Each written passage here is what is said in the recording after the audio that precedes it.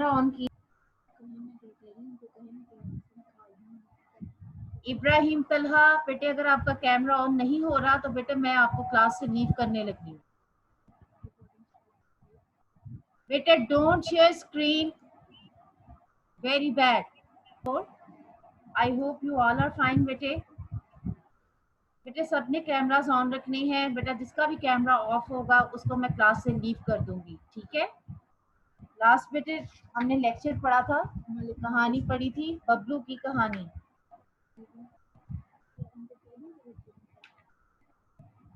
बबलू की कहानी का बेटे आज हम सवाल जवाब करेंगे। पेज नंबर 86 देखिए।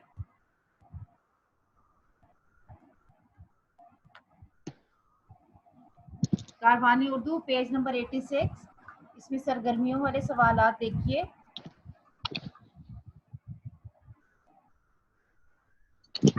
बबलू कौन है, इसका हम जवाब लिखेंगे। आप कॉपी पे इसका आंसर लिखिए। बबलू एक बंदर है। बबलू कौन है? बबलू एक बंदर है।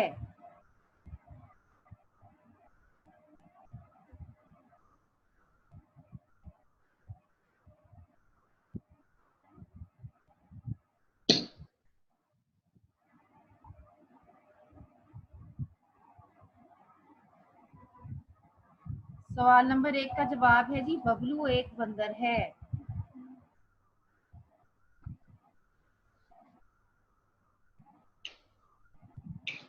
अब सवाल नंबर 2 देखिए। बबलू के भाइयों के नाम बताइए। महमूद बेटे कैमरा ऑन कीजिए।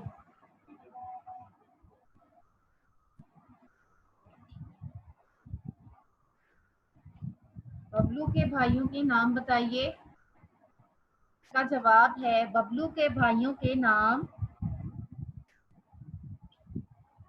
बबलू के भाइयों के नाम टिंकू और टिल्लू है। बबलू के भाइयों के नाम टिंकू और टिल्लू है।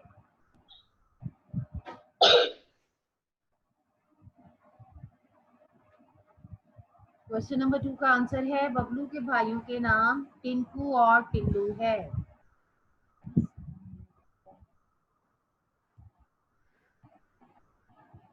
सवाल नंबर 3। अब बबलू कहाँ रहता है?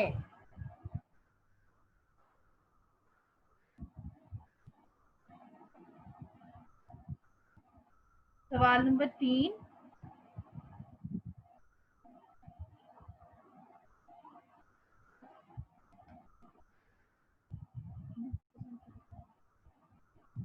मोहतसिम बेटे अपना कैमरा ऑन कीजिए। सवाल नंबर 3 बेटे कहानी के आगाज में आप क्या समझे थे कि ये किसकी कहानी है? इसका जवाब आप खुद लिखेंगे कि आप जो भी बेटा आप समझे हैं उसका आपने खुद लिखना है कि ये किसके बारे में आप समझ रहे थे, ठीक है। सवाल नंबर 3 का बेटे आंसर आप खुद लिखेंगे कि कहानी के आगाज में आपको क्या लग रहा था कि ये किसकी कहानी हमें सुनाई जा रही है। उसके बाद बेटे सवाल नंबर 4, आपने किस बात से अंदाजा लगाया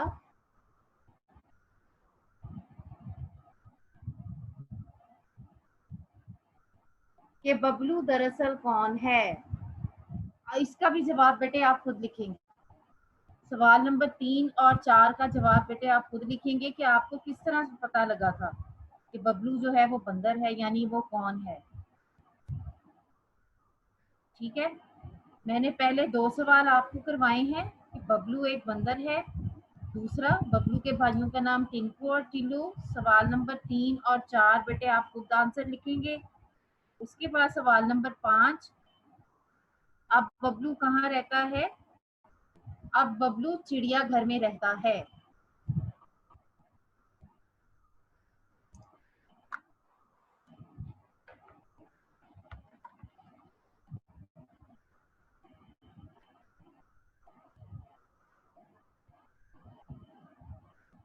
अब बबलू चिड़िया घर में रहता है।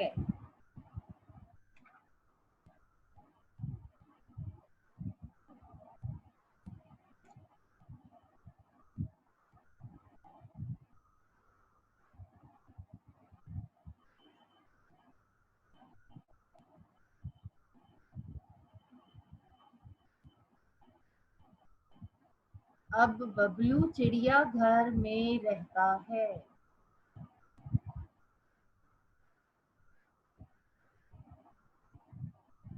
बबलू को किन बातों से अफसोस होता है? सवाल नंबर 6, बबलू को किन बातों से अफसोस होता है? बेटे सब लिख रहे हैं ना? इसका जवाब लिखिए। कुछ लोग बबलू को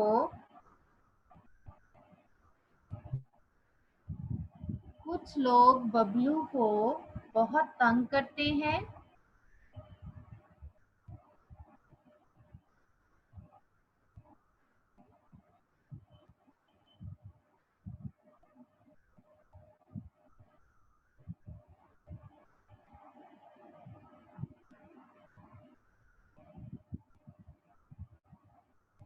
कुछ लोग बबलू को बहुत तंग करते हैं,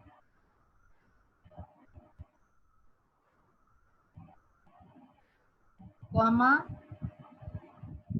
पत्थर मारते हैं।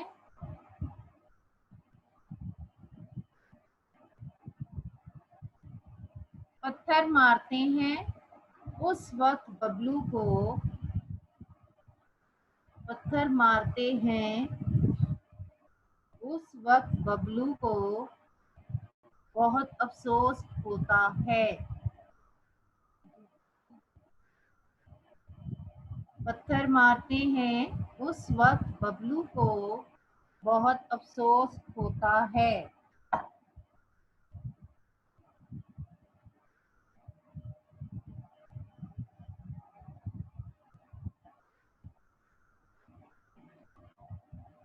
उस वक्त बबलू को बहुत अफसोस होता है।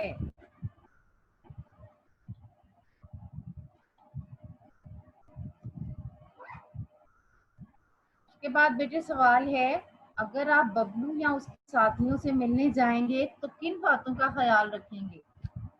इसका भी जवाब बेटे आप खुद लिखेंगे। अगर आप जैसे जू गए हैं तो वहां पर आपने बबलू जैसा यानी मोंकी बंदर के केज के आगे पिंजरे के आगे गए हैं, तो आप किन बातों का ख्याल रखेंगे?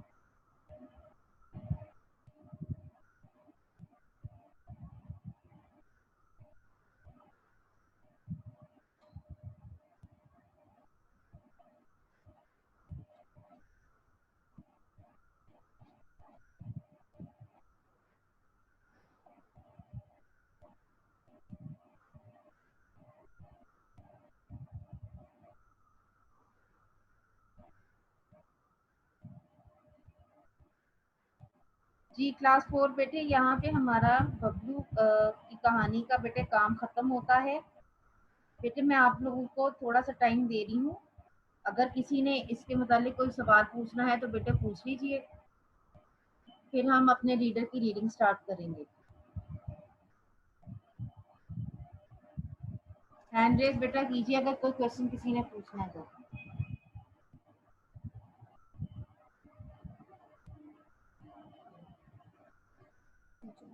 अब्दुल सुभान बेटे पूछें। टीचर, जी बेटा। जिसके अगले पेज पर लिखा है बबनू से इंटरव्यू, तो हम बबनू से इंटरव्यू का भी काम करेंगे। यहाँ आगे आगे वाले पेज पर लिखा हुआ 88 पेज पर। नहीं बेटा वो मैं आपको नहीं दूंगी, वो इंशाल्लाह स्कूल आएंगे तो मैं आपको खुद करवा दूंगी, ठीक है? Thank you. वो हम क्लास में ना बड़ा अच्छा एक्टिविटी के साथ करेंगे, ठीक है?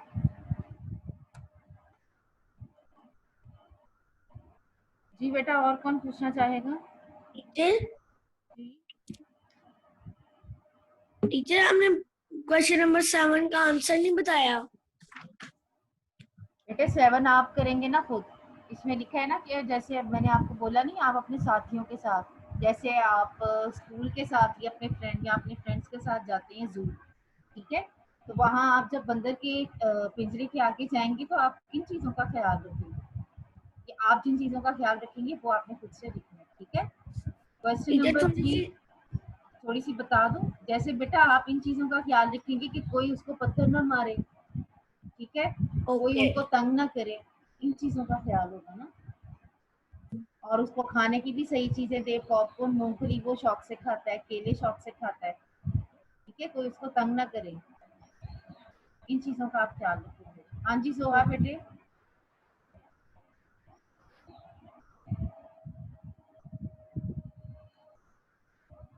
टीचर जी टीचर ये जो हमारा है सवाल नंबर 4 टीचर, 4 नहीं, यस टीचर 4 टीचर, इसके बारे में थोड़ा सा समझा दो। आपने किस बात से अंदाजा लगाया कि बबलू दरअसल कौन है, यानी आपने जब लेसन पढ़ा था ना, आप मुझे बताएं आपको किस पॉइंट पे पता लगा कि जी वो बंदर है। जैसे कि वो इधर उधर उछलता था, अपने भाई बहनों के साथ खेलता था। चलने से पता लग गया था आपको कि वो बंदर है। और टीचर बाकी साला उससे जो अपने बारे में बताया। हाँ तो ठीक है, आप ये लिख दीजिए, इधर उधर उछलने से जब मुझे अंदाजा हुआ कि ये बंदर है, ठीक है, जब वो अपने बहन भाई के साथ खेलता है। और बेटा कौन पूछेगा। टीचर जी मैंने ये पूछना था कि आप भी थे जो चैप्टर्स लिखे हुए हैं, आप भी थे जो सब्जेक्ट्स बुक पे चैप्टर्स नहीं बेटे, टॉपिक्स हैं। टॉपिक्स, हमने उन्हीं के बारे में लिखना है या अपने बारे में भी कुछ लिख सकते हैं? नहीं अपने बारे में नहीं, बारे में क्या, अपनी आप बीती लिखनी है आपने बेटे। ये आपको 5 नहीं 5 आपको टॉपिक्स दिए हैं और ये जानवर ही हैं, उनकी आप बीती आपने लिखनी है, ठीक है। ओके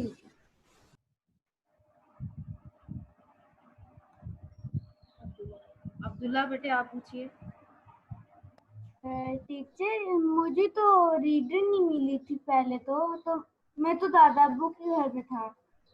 हम क्या मतलब, टीचर मुझे तो पहले रीडर नहीं मिली थी। लीडर नहीं मिली थी। जी लीडर नहीं है टीचर। आपके पास बेटे, स्कूल से मिल जाएगा। Okay teacher. और टीचर ये जो शेर के साथ जैसे वो क्या इंटरव्यू करना है? इंटरव्यू नहीं करना बेटे, आपने आप बीती लिखनी है, जैसे कि हमने बबलू की आप बीती नहीं पढ़ी, हाँ जी। आपने एक शेर की आप बीती।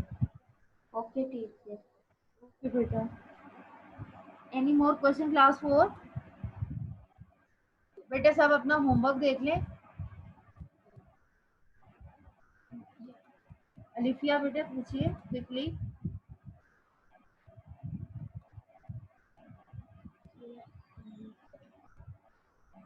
Alifiya unmute yourself.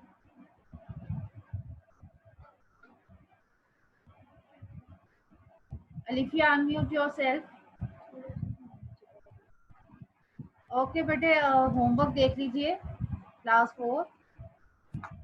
कारवानी उर्दू बबलू की कहानी के सवाल जवाब आपने कॉपी पर लिखने हैं और याद भी करने हैं, ठीक है। आपको होमवर्क बेटे अभी व्हाट्सएप भी हो जाएगा।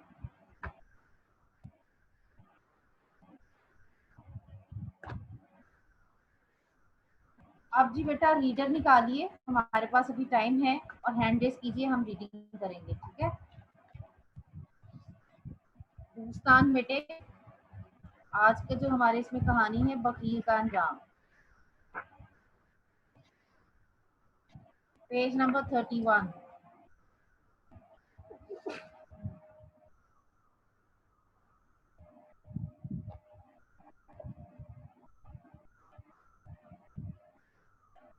पेज नंबर 31 वकील का अंजाम।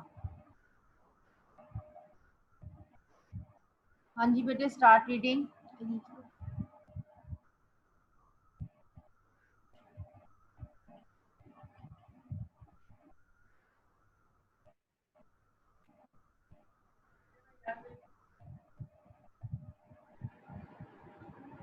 वकील का अंजाम रीडिंग स्टार्ट कीजिए। Yes teacher. वकील का अंजाम। किसी शहर में एक बहुत मालदार मगर बखील शख्स रहता था। दौलत को अपनी मेहनत का फल करार देता। उसका नौकर अलबत्ता बड़े दर्दमंद दिल का मालिक था। एक रोज किसी भूखे फकीर ने बखील के दरवाजे पर आकर सवाल किया कि उसे रोटी खिलाई जाए। मालदार शख्स गुस्से से आग बगोला हो गया और कहने लगा, क्या तुम्हारे हाथ पांव नहीं है? कोई काम काज क्यों नहीं करते? मैंने ये सारी दौलत अपनी अक्ल और मेहनत से कमाई है। अब तुम जैसे भिखारियों पर खर्च करने लगूं तो कितनी बेवकूफ़ी वाली बात होगी। ये कहकर उसने अपने नौकर को हुक्म दिया, इस बदमाश को धक्के देकर निकाल दो। खबरदार जो तुमने उसे कुछ दिया। नौकर बेचारा तो बस नौकर था। उसने भूखे फकीर को नरमी से समझाया कि वो चला जाए। फकीर मायूसी से सर हिलाता हुआ रुखसत हो गया। अचानक फकीर का कारोबार में नुकसान होने लगा। वो जिस काम में हाथ डालता वही खराब हो जाता। जब बुरे दिन आते हैं तो अक्ल भी जाती रहती है। वही हाल गुरूर करने वाले मालदार का हुआ। दोनों महीनों में उसका सब कुछ बर्बाद होकर रह गया। जिस मकान में रहता था वो भी बिक गया। दर्दमंद दिल वाले हाँ जी, फकीर का अंजाम बेटे, किसी शहर में बहुत ही मालदार शख्स, बहुत अमीर शख्स रहता था, लेकिन वो वकील था यानी कंजूस था, ठीक है।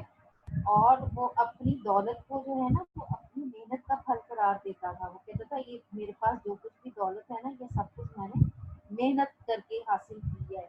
हाँ, उसका जो नौकर था वो बड़ा ही दर्दमंद दिल यानी दूसरों का एहसास करने वाला था। वकील जो था ना, वो बड़ा सख्त दिल था, किसी का एहसास नहीं था करता।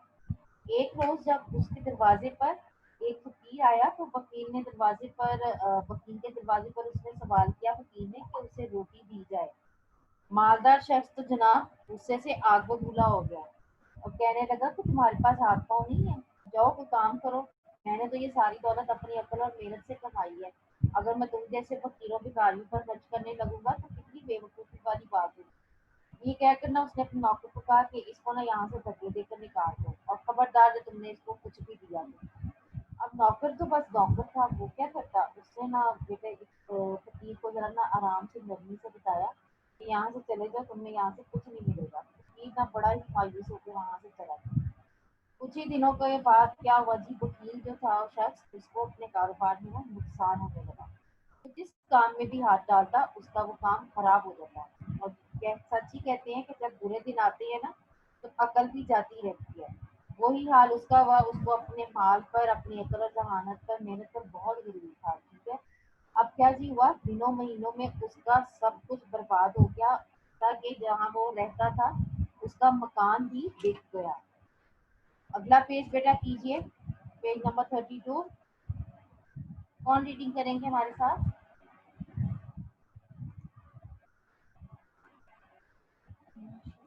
मायशा, आप रीडिंग कीजिए।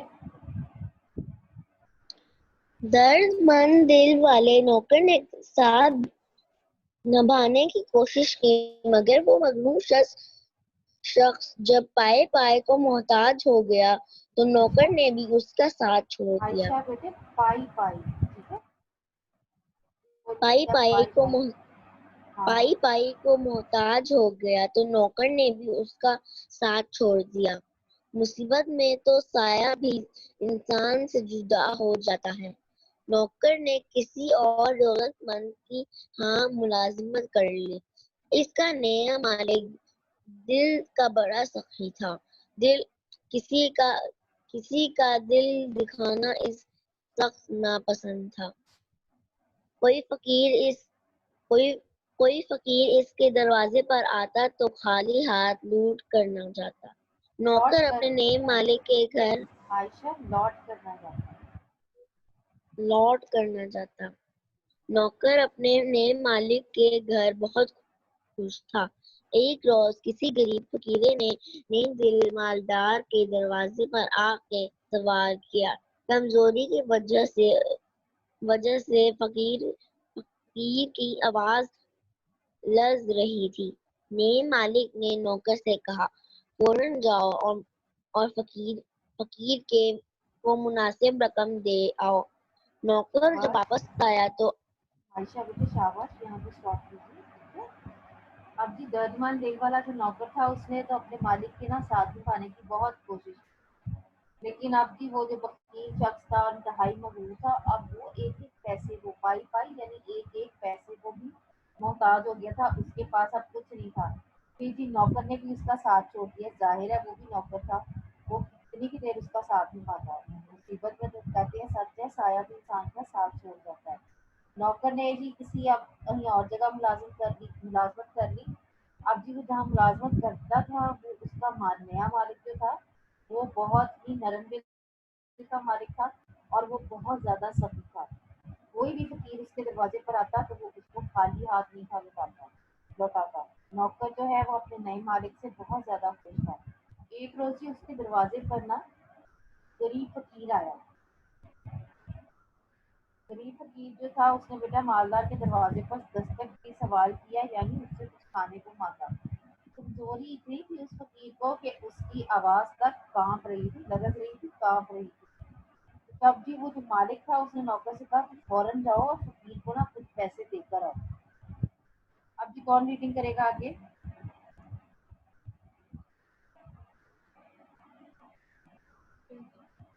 पिज्जा बेटे रीडिंग कीजिए। नौकर जब वापस आया तो उसकी आंखों में आंसू थे।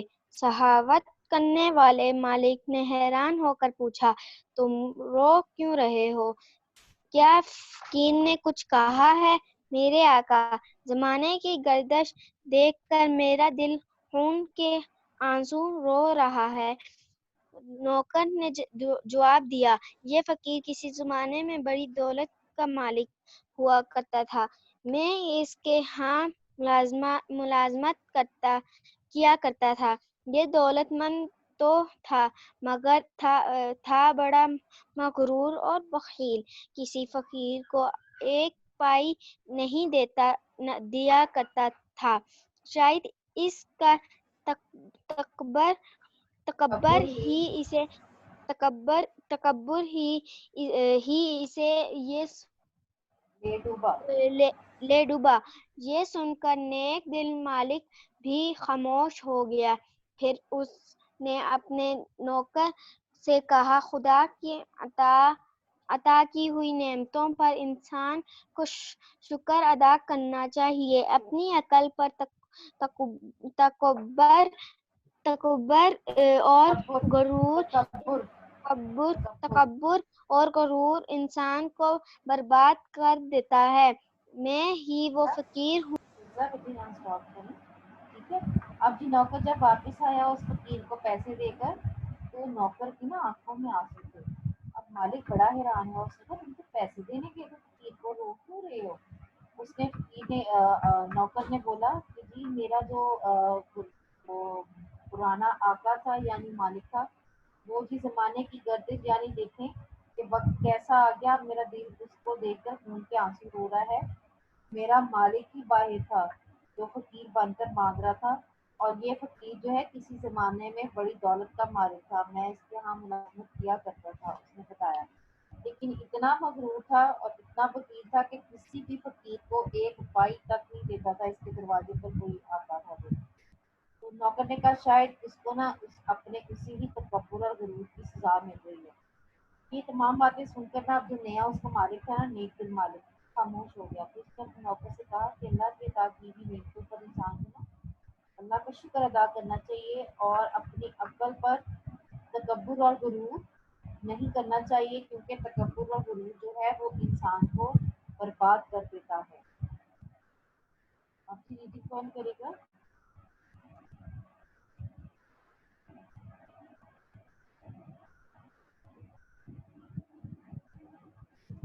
जी जोहा बेटे। Okay teacher. मैं ही वो फकीर हूँ जिसे इस मगरूर इंसान ने दिखे देख कर भगा दिया था। तुम मुझे इसलिए पहचान ना सके कि खुदा की दी हुई नेमतों ने मेरा रंग रूप बदल दिया है। तुमने मुझे गुर्बत में देखा था। बदहाली और खुशहाली के चेहरों में बड़ा फर्क होता है। नौकर ने पहली बार अपने मालिक को गौर से देखा तो उसे पहचान गया। इससे बेशतर शायद इसने अपने मालिक को पहचानने की नीयत से देखा ही नहीं था। वैसे तो खुदा की दी हुई किसी शे पर गरूर करना बहुत बुरी बात है, लेकिन दौलत पर तकब्बुर तो फसाद की जड़ है। खुदा हर शख्स को इस बला से महफूज रखे, आमीन। जी अब क्या था, अब वो उसमें जब कहा ना अक्ल पर तकब्बुर और जो अक्ल और पर तकब्बुर और गुरूर जो इंसान करता है वो उसको तबाह और बर्बाद कर देता है। तो उसके नए मालिक ने कहा कि मैं असल में वही फकीर हूँ जिसको उस वक्त इंसान ने धक्के देकर निकाला था। तो मुझे इसलिए पहचान ना सके कि अल्लाह की दी हुई नेमतों ने मेरा रंग रूप ही बदल दिया था। फिर उसकी नौकर ने ना बड़े गौर से अपने नए मालिक को देखा और उसको पहचान लिया। उसने फिर कहा कि अल्लाह की दी हुई किसी शय पर भी गुरूर करना बहुत बुरी बात है, लेकिन दौलत पर तकब्बुर ही तो असल फसाद की जड़ है। अल्लाह हर शख्स को इस बला से महफूज रखे। ओके जी क्लास 4 बेटे, आप सब अपना होमवर्क सब कंप्लीट कर लीजिएगा। ठीक है, take care of yourself. अल्लाह हाफिज।